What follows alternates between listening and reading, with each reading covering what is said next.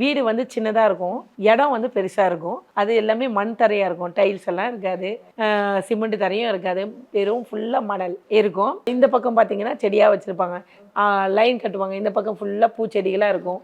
ஏன்னா பொம்பளை பிள்ளைங்க நாங்கள் இருக்கிறதுனால பூச்செடிகளாக இருக்கும். இந்த பக்கம் பார்த்தீங்கன்னாக்கா தக்காளி பழம் செடி, கருவேப்பிலை செடி, பச்சை மிளகாய் செடி, கீரைங்க வச்சுருவாங்க. கீரையை வந்து ஒரு வாட்டி சொல்லி தருவாங்க, பட்டுன்னு இப்படி தூக்கிடக்கூடாது, ஒரு ஒரு இலையாக கிள்ளணும். ஏன்னா அது அப்படியே இருந்தால் மறுபடியும் முளைக்கும். அதே மாதிரி அங்கே இருக்கிற பச்சை மிளகாய், தக்காளி, அந்த மாதிரி வந்து நம்ம கூ கூடுமானம் மட்டும் வந்து நம்ம கடையில் அவ்வளோவும் வாங்கினது கிடையாது. அதுலேருந்து பறித்து சமையல் செஞ்சு சாப்பிட்டுருக்கோம். அது நம்மளுக்கு ஹெல்த்தாக இருந்தது, ருசியாக இருந்தது. ரொம்பலாம் வந்து இது அது எல்லாம் ஆட் பண்ணவே மாட்டாங்க அந்த நாட்கள்லாம். ஒரு 2 தக்காளி, 2 வெங்காயம், 2 பச்சை மிளகாய், 2 பூண்டு தட்டி போட்டுருவாங்க. அவ்வளோ மணமாக இருக்கும், வாசனை அப்படி இருக்கும். அந்த மாதிரிலாம் நம்ம சாப்பிட்டு வளர்ந்தோம். அதனால தான் ஆரோக்கியம்.